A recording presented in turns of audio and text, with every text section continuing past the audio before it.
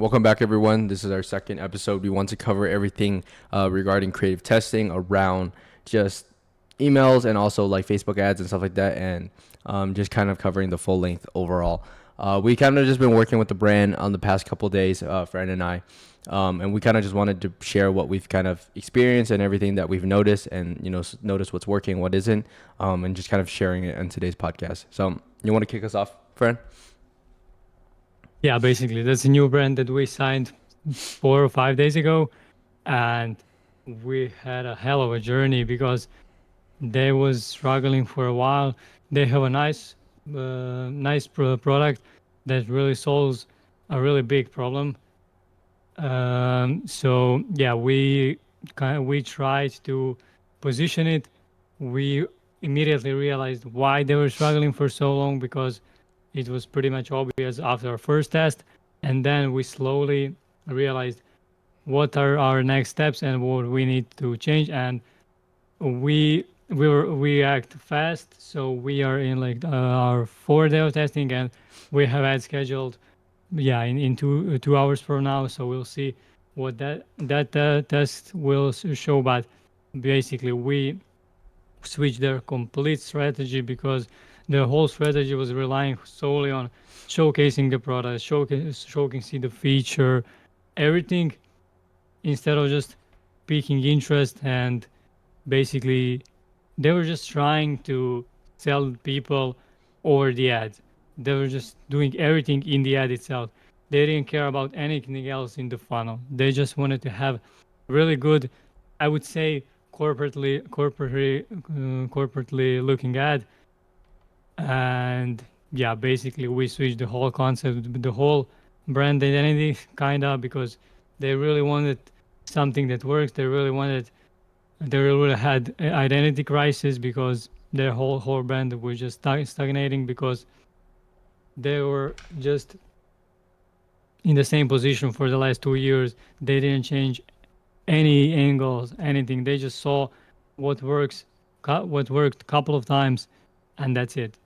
Ron, you can agree on that, and yeah, just add something on it. Yeah, honestly, yeah, we were just trying to test different angles and stuff like that. So the kind of the beginning, it was very polished ads, and we noticed that the cost per click and everything was still outrageous, and then the CPM and everything like that was still absolutely something that we've never seen before. But Yeah, we on that yeah level, yeah. yeah, and we just kind of made some iterations, and we've kind of just built out systems and structures that makes that fits for the ad account itself, right? Having a properly set up ad account, and just having a proven process that works for the brand. Because one thing is true is like one process and one system or structure could work for one brand, but it can't be repeated for like another brand. So there's just kind of things that we've been trying in terms of like even spying on potential competitors and just trying to steal, not necessarily steal, but also trying to like find angles that they're doing it at and seeing how their ads are performing, but creating iterations and angles around theirs. But so far what we've noticed is just like what Fran said, is just a lot of the highly polished ads are the ones that seem to not perform the best, and usually runs into a lot of issues in terms of like connecting with the audience. And how we're just testing it now is trying to do at different angles within the ad set, right? So having different angles that we could hit at certain pain points, we can hit at certain angles that could possibly resonate. And we're just going to be launching out one pretty soon in the next couple hours, just to see how that performs, but creating different variations with that. Did you want to add on to that, friend? Yeah, absolutely. So this episode, I want to focus on basically everything that we experienced. And yeah, if anyone can basically relate, I think it will be helpful because we, in a short time period, we just found so much loops they had, so much stuff where they could improve, so much info and data that we gathered that they couldn't in the last 2.5 years, because they were listening to devices all over the place. One guy on the internet says this, one guy on the internet says that, and there was just, they didn't let the data either they were making the mistake of making changes way too early, or they were just waiting way too long to act, and then basically nothing they did was leading in the right direction.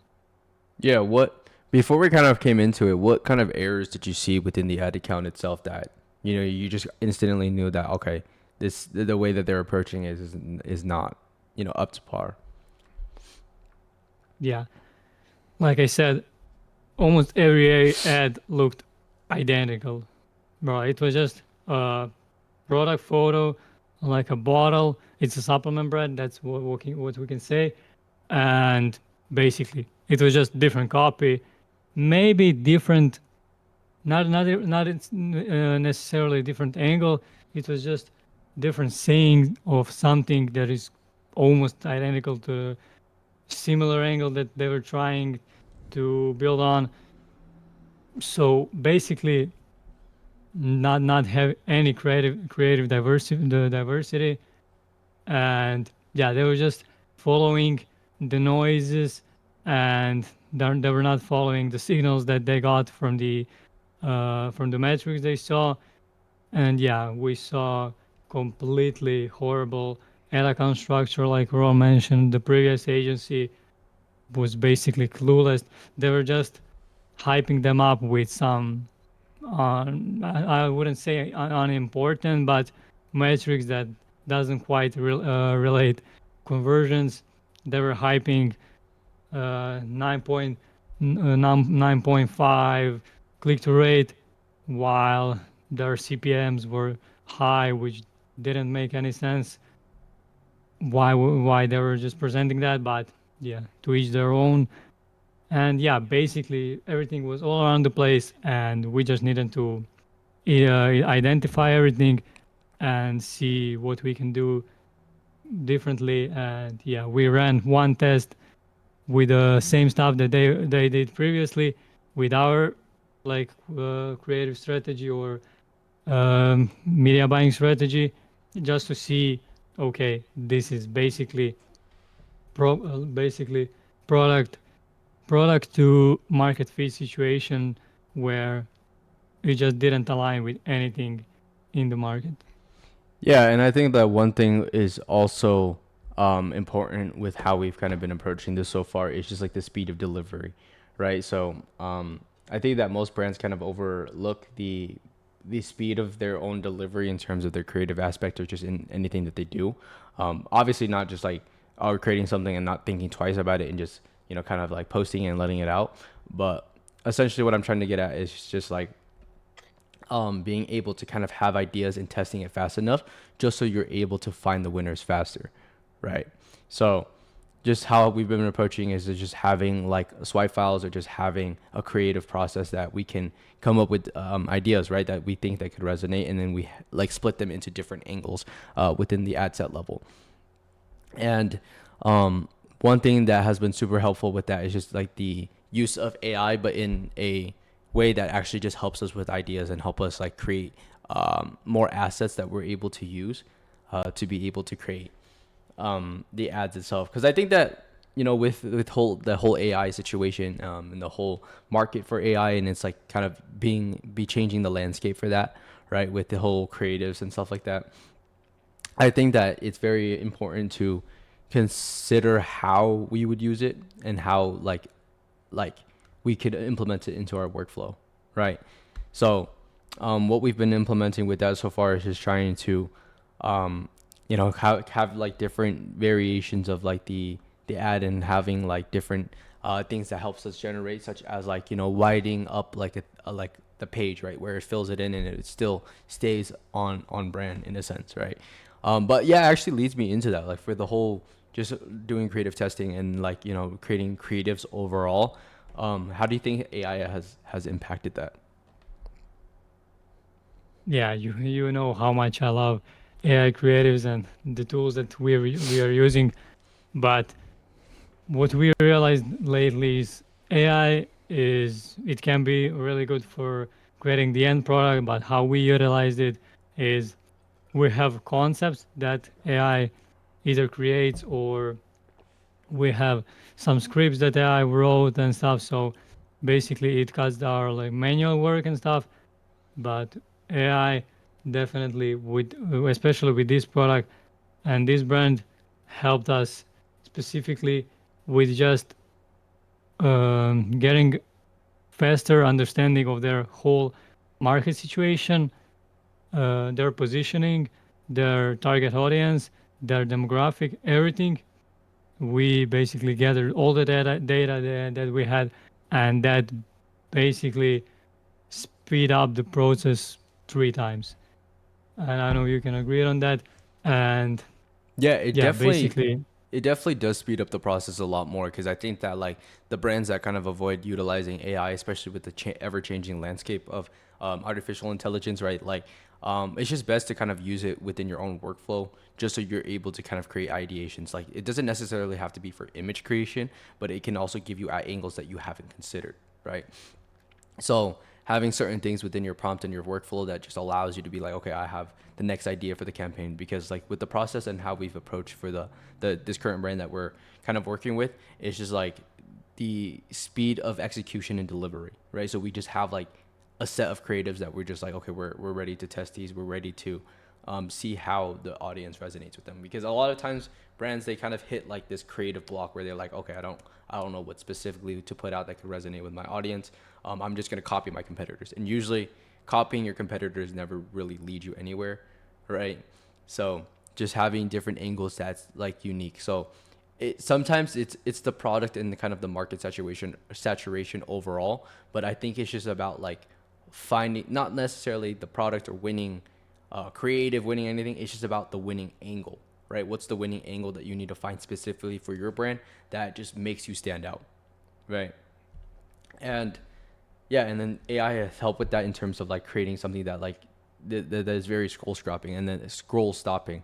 And what we realized with that is just like not necessarily having the ads to sell, right? And I know we have discussed this with you and I, friend. We discussed that it's not necessarily about like trying to have the ad to sell the specific product, even though that is the end goal, and the bottom line that we're trying to get at.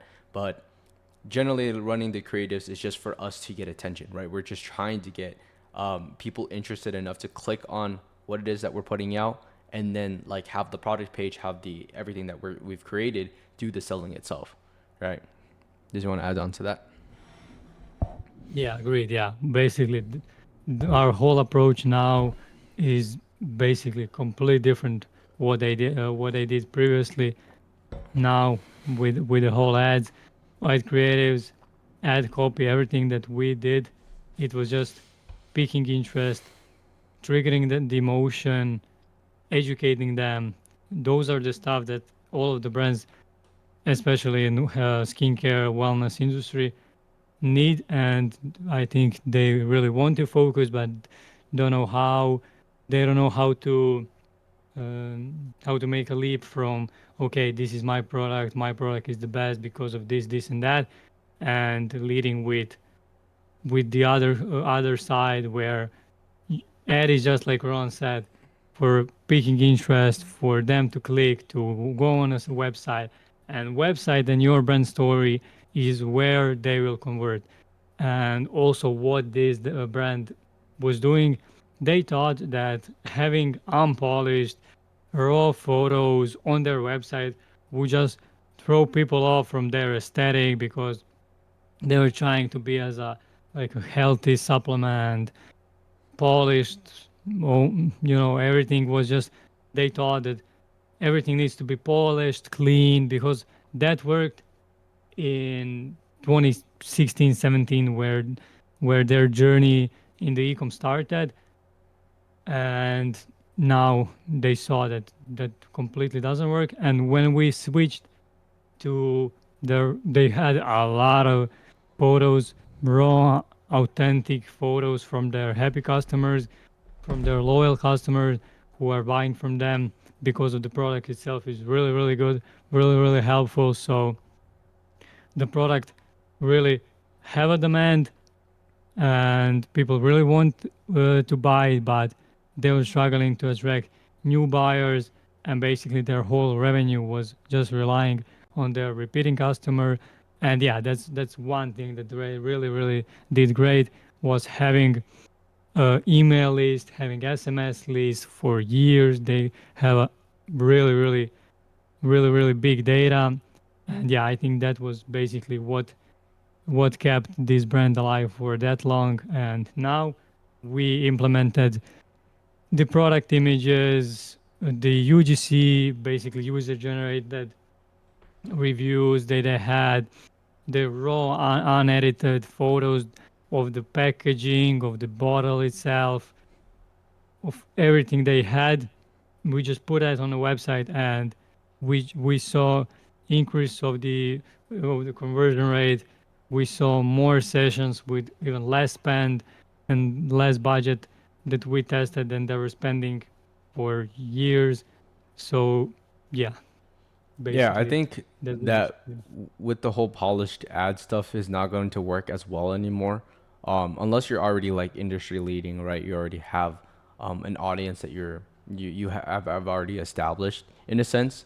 Because usually like people run into creative fatigue, right? They're seeing the same message or the same like product benefit across like 50,000 other brands, right? It's like there's nothing about the ad itself that makes it interesting enough. So like um it's just like the framework that we like to follow and we're trying to like adapt with now. It's just trying to like completely, I think that it's like kind of like um nuance that we kind of say this, that like, oh, just really think outside the box. But when I say that, I genuinely mean like, you know, really think outside the box, like trying to like do something that your competitors or just even people in kind of within the market itself they're not doing, right? You just have to find something that's just like scroll stopping. It's just like a pattern disruptor, right? Because if people are going to see like 50,000 creatives a day, right, and then against all of the competitors that are bidding against each other just to try to get their placement across to their audience, right, they're going to be like, I've seen this like 50,000 times. If they haven't even seen yours specifically and they've seen someone else, they're still going to associate what they saw with the same thing that you've created, right? So it's just about creating something that's just like completely like not necessarily reinventing the wheel, but it's more so like finding something that just like sticks out. Like we're like, okay, yeah, this is definitely something that I've never seen before. And it feels more natural, right? Something that like someone would post on their story or, you know, something like that. But, you know, a lot of times there's brands that they don't want to do that because it's like, oh, I don't want to stay off the brand aesthetics. I don't want to throw off the course of that, right? So just testing at those angles and just trying to find what sticks for your brand in terms of like the ugly ad angle that we're kind nice. of Yeah, looking at. yeah, But agreed. Yeah, just yeah, yes. leading into it, we're just like talking about like the unconventional ways of doing things. Like, what do you think that like brands should be doing to like just continually to like find these angles to eventually scale up their ads, or like what kind of mistakes do you see in often like these ad accounts that brands are often making that you kind of be like, okay, this is like a quick fix. I understand. Like, what's like in other words, like what's like kind of like the most common pattern that you've seen across all of the ad accounts that we kind of worked with? Yeah, so most common things that we already mentioned, they don't have creative ideas, creative systems, and basically they're used to running what was working previously. And like I mentioned already, they don't have anything in a different way, different angle, different concept. They just find a new concept, see it works, and instead of using the previous one, doubling down on the one that was winning now, they just completely switch focus to okay, this is what works now, and they are just stuck in that angle, that concept. They're just switching the copy, but they're not switching the copy. It's basically same stuff with different wordings. Yeah, That was the stuff that I think there's I saw a lot of really. I think there's like a lot of noise when it comes to like just finding like your creative angle, right? Because a lot of times people just like think purely about chasing the next trend, you know? Yeah, and also one thing that I would add on is people are scared to test things that they never tested. So they saw, okay, this creative worked. Let me rephrase it or let me redo it again, because it's similar to the previous one. I don't want to burn money, I don't want to lose money, whatever. And they're completely scared of going out of the way, creating something that is completely, I would say, crazy to even think that it would work or even try. And if you have a mindset where you are afraid of testing something unusual, something that your competitors aren't doing, you think that your audience would not resonate with. Of course, it always needs to be in a way where you speak to your target audience, but it's just being different, being unique, being a brand that people can think of immediately when they think of that brand, their color, their product itself. When they think of that product, they know, okay, this is a brand that I'm always coming back to. So those stuff, I know that we mentioned a lot of creatives, a lot of creative testing, because basically creatives are essentially everything in the ecom. I know Ron can agree, Hmm. because creatives are what people are seeing. That was the reason why they even ended up on your store, and everything else that we'll mention maybe in the another episode is also important in the funnel, but creative is like a core in the whole brand. Yeah, and I think a lot of times people kind of mix up, or brand owners kind of mix up saying that like, oh, I don't see that the ads really work for my own brand. It's not like the harsh truth to that is it's not like necessarily, sometimes it's not even the product itself, right? Generally, if you know that the product solves a specific problem and you have like a mass desire for it, right? Like there's like an audience that you know that has a mass desire for what it is that you're selling, 9 times out of 10, it's just the creative itself. It's the truth is like most brand owners just have shitty creatives, and that's the thing that they're kind of like just they're stuck with, right? Because like that's true, because like what friend says is like that's the first, like, especially if it's a cold audience, they've never like had a single touch point with your brand. That's like the first impression of your brand, right? So if you're not like leaving a strong impression on them to like even make them give them their attention, then you've already lost, right? It's just about finding like, okay, what like getting down to the demographic and like the psychographic to the core. So like being super specific, because like a lot of times people say, oh, my demographic is women 35 that likes cats. That's not specific enough. Like you need to get down to like the core of like the target audience, so you get a clear picture of like their deepest desires, their deepest like, you know, like struggles, their pain points and stuff like that. So you're able to tailor those creatives towards them, right? Because the more someone resonates with something and the more that the brand itself speaks to them, the more likely they are to convert. All right, would you agree? Yeah, absolutely. What I wanted to add on is basically you need to understand that you can talk about your product in your top of the funnel, in a way where you assume that people care about your product, people want to see your product on their stuff. We just, Because they don't. Because they don't. That yeah, is true. They don't. yeah. Basically, it's just completely, yeah, like Ron said, it's completely just to pick interest, to get people on your site, to get them to even read out to the site, learn more about your product, learn more about your brand, and then everything else in the funnel can be in place. But yeah, that's like the most important thing when you're choosing an angle and choosing a copy and the concept of the ad creative itself.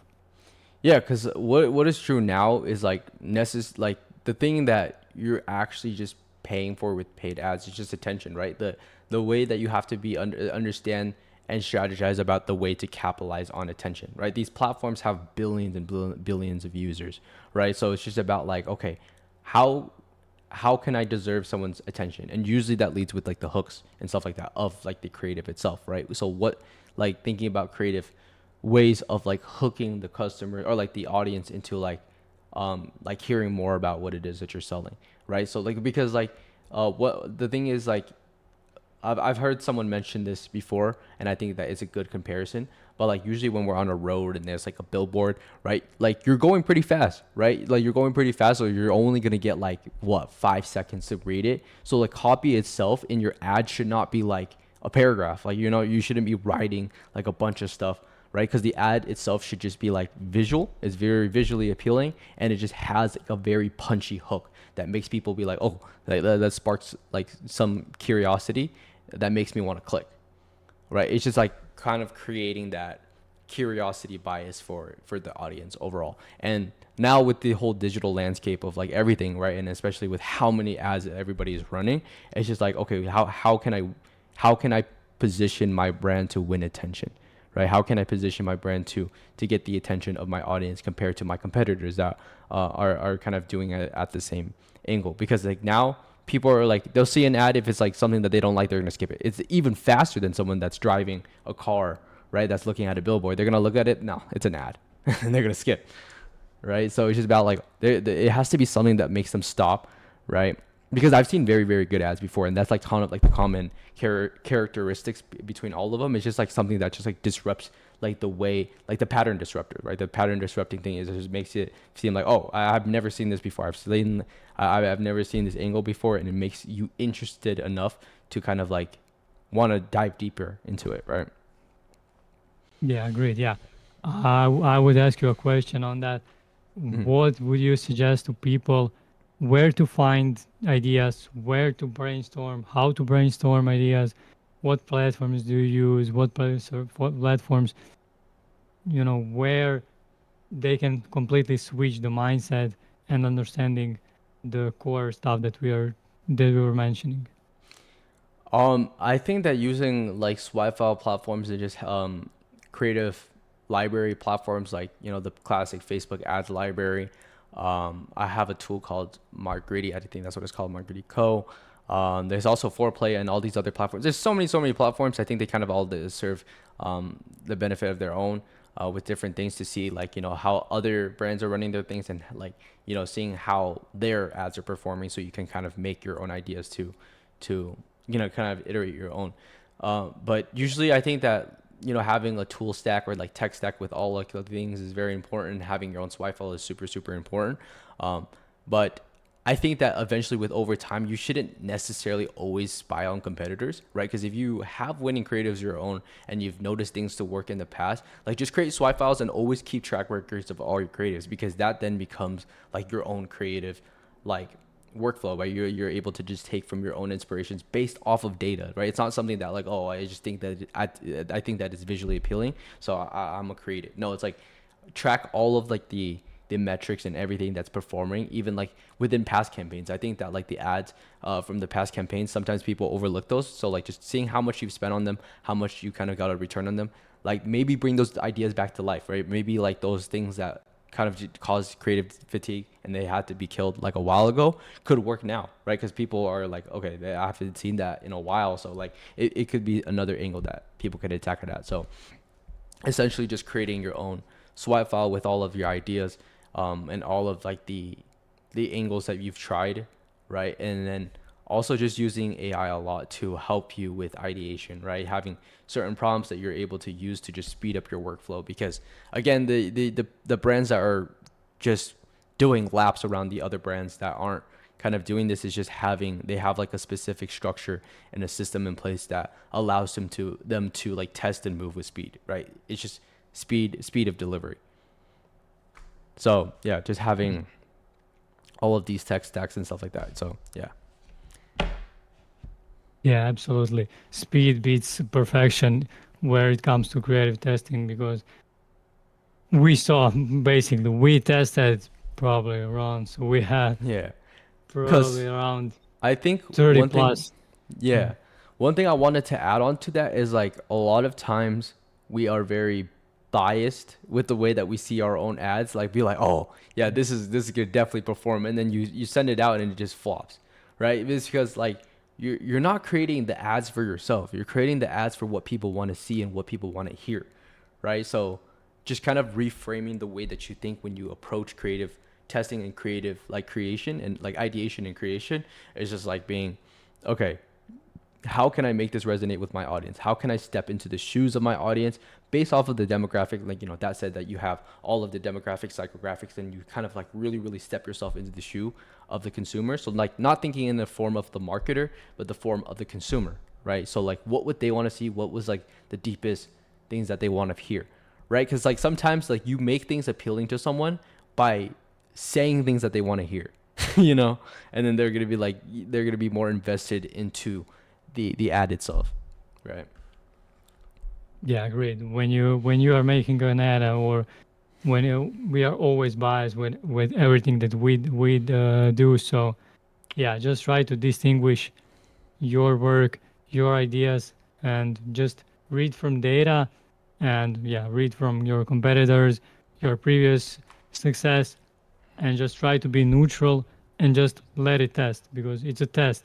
It's not the final version. You can make 15 versions of that single angle concept wherever the ad that you publish isn't the final ad that you will push. So yeah, Ron knows we tested probably 30, 30 to 35 different angles, different creatives in the last 4 days with different campaigns.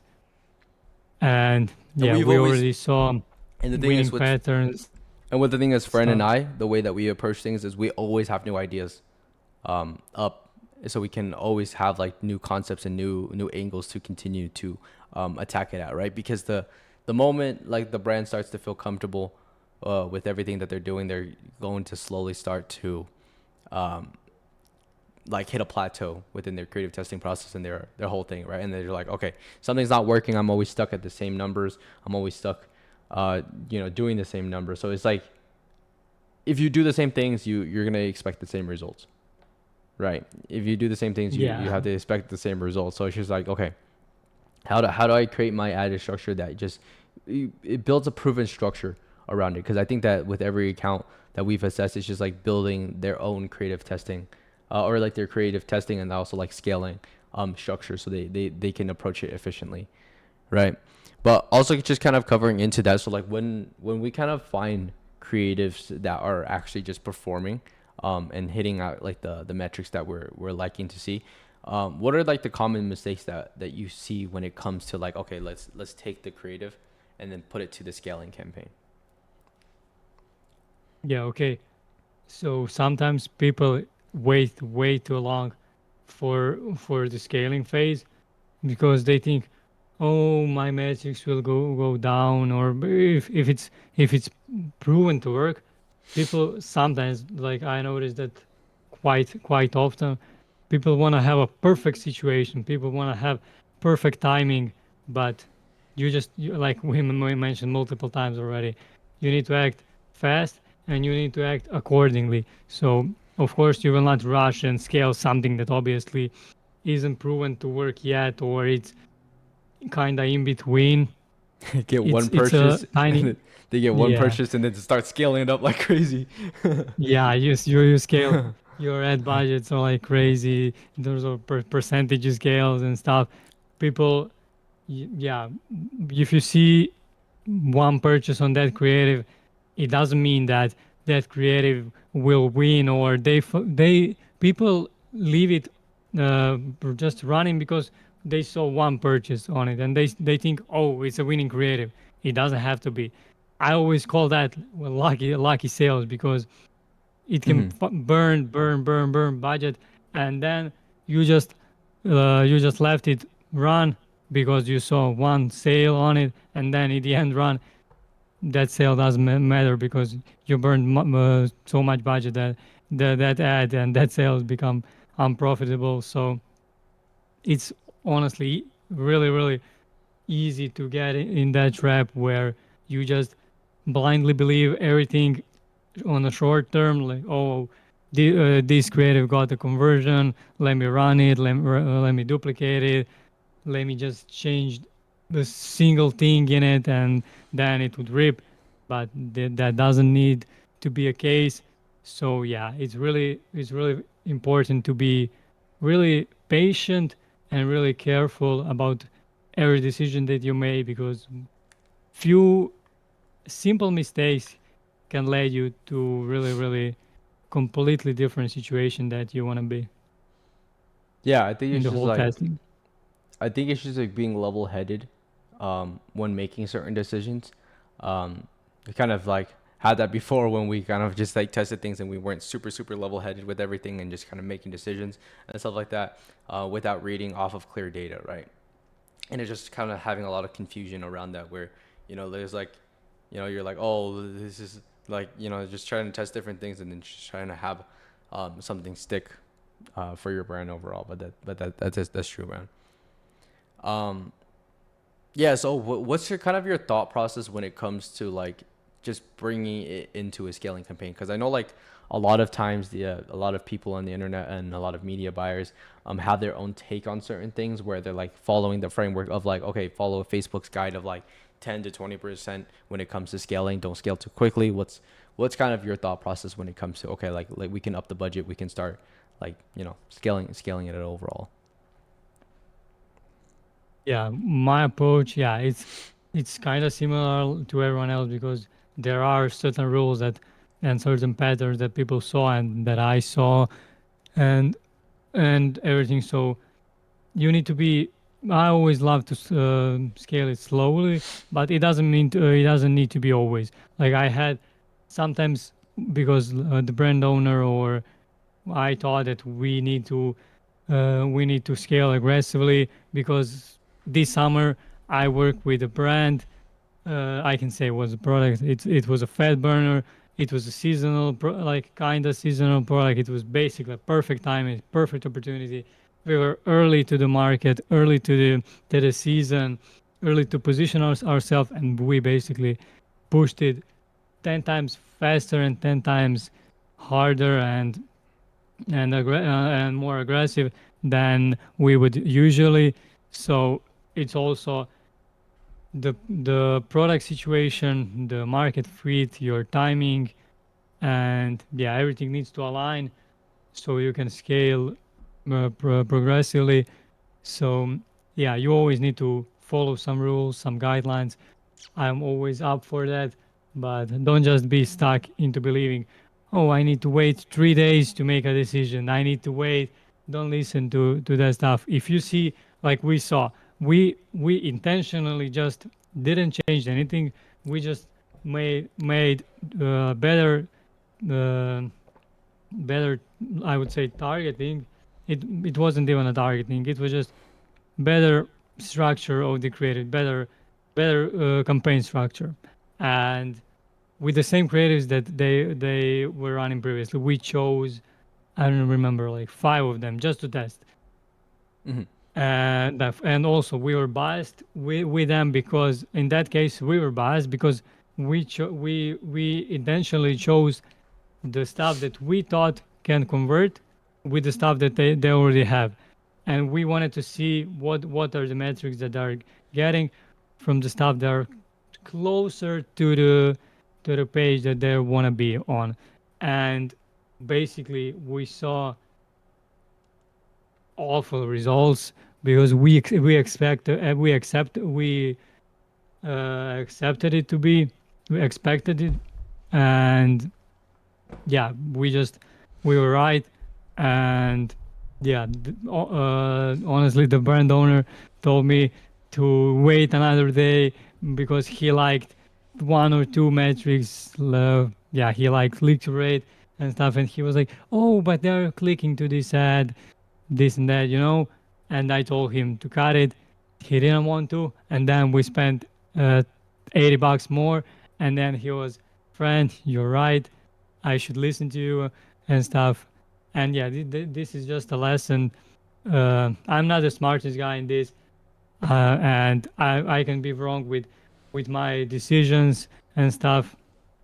But it's more about you always need to be cautious about what you're doing, and yeah, you need to listen to people who are more experienced in this stuff, and also yeah, it's also sometimes good to lose money and test and be sure, okay, we will not switch to this kind of way of doing things, or this ad setup, or this type of creatives, or yeah, basically our whole brand needs a new direction. So, and the owner told me that he was more than happy to spend that 180, whatever bucks because he saw that as an investment, as like a learning curve, like he bought a mentorship or a program for that in a way, because that $100, $180 was his lesson and his basically experience and knowledge that he got in those few days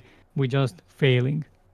Yeah, I think that like what would you like say like um or not would say but like um would you do you often face where like clients feel like they're very emotionally connected to the process itself, where they're like, oh, like you said, he's just like, oh, the cost, like, the CPC was good and all these metrics were good, but like you kind of tell them and guide them on based on like, okay, based off of these other metrics and stuff like that, they're not going to perform. So like what kind of vanity metrics have you kind of talked clients out of? So basically just like irrelevant metrics that they kind of think that, oh, it's going to be performing, but then it just completely takes a whole turn. Yeah, basically, I always love to give them a tracking sheet for everything, because I'm a true believer that you need to have every number, like Ron knows the best. I always calculate in my head. So we spend this much, and we can spend this much, so as to still be profitable. Or if we go over this, this wouldn't make sense in our equation. That also applies to our pricings and stuff. I always calculate cost of good, and then what our CAC needs to be, and what are other like software fees, shipping fees, whatever. So it makes sense. So we always try to first calculate that, Very, very true. and Yeah, like kind of stepping into it and not knowing your numbers is going to be the fastest way for you to kind of just come crumbling down, because like, there's a lot of like other fees that like a lot of brands, like even myself, kind of like just working with the brands that we've been working with, and just like other things to kind of have into account.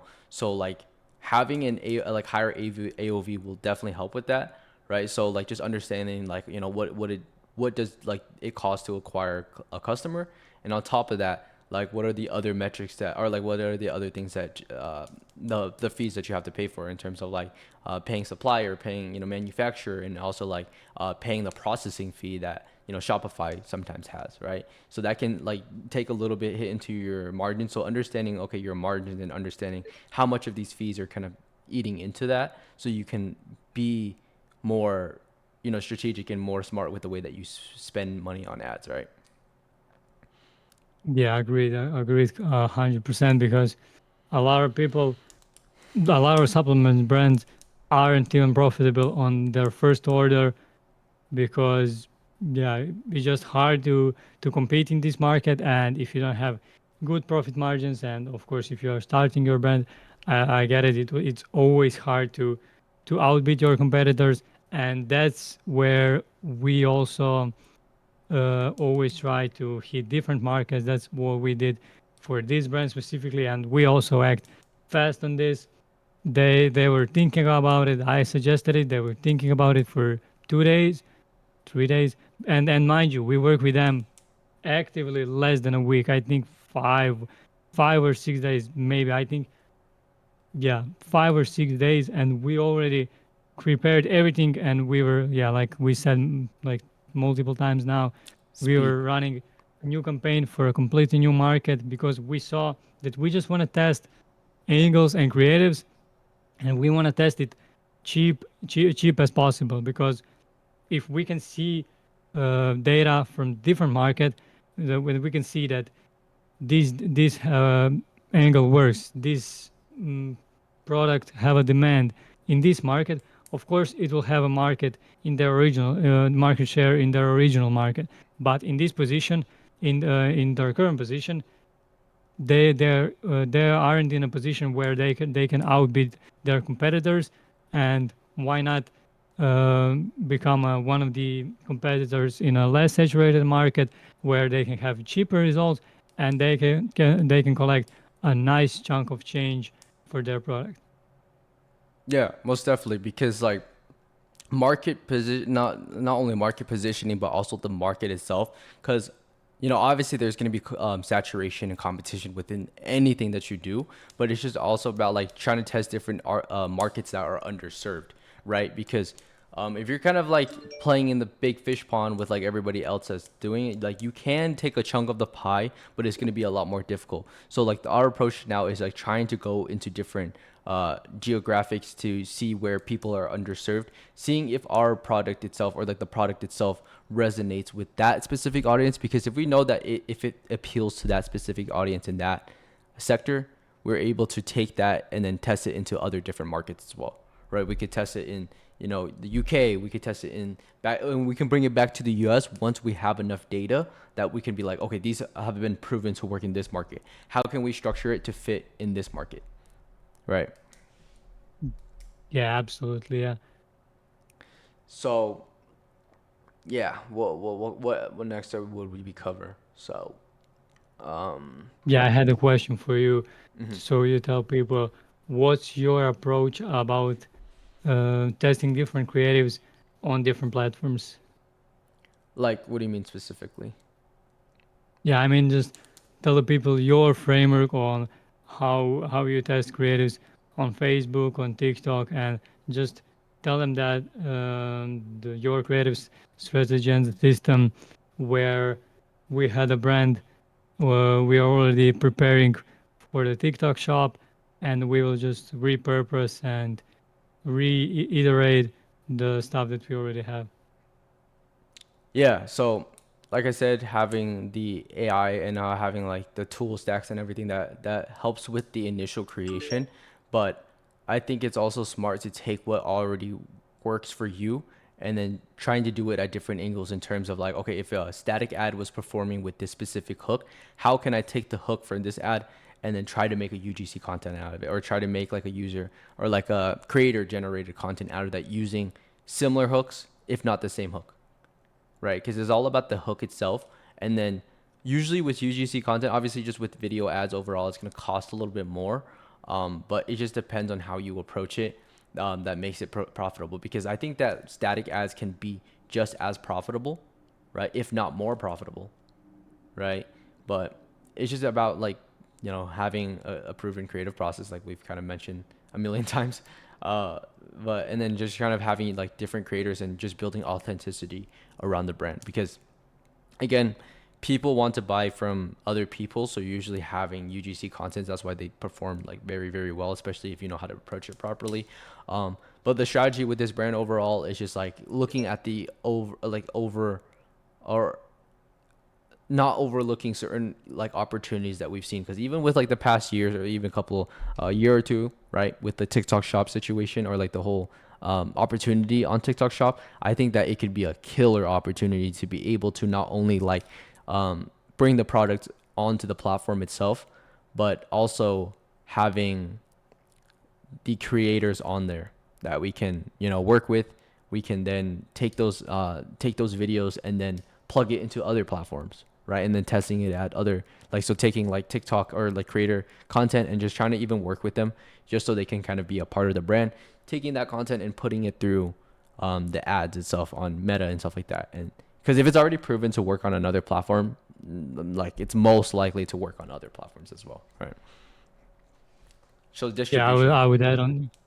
Distribution. Yeah, I Yeah. would just add on that every platform has its own rules. Every platform has different users and stuff.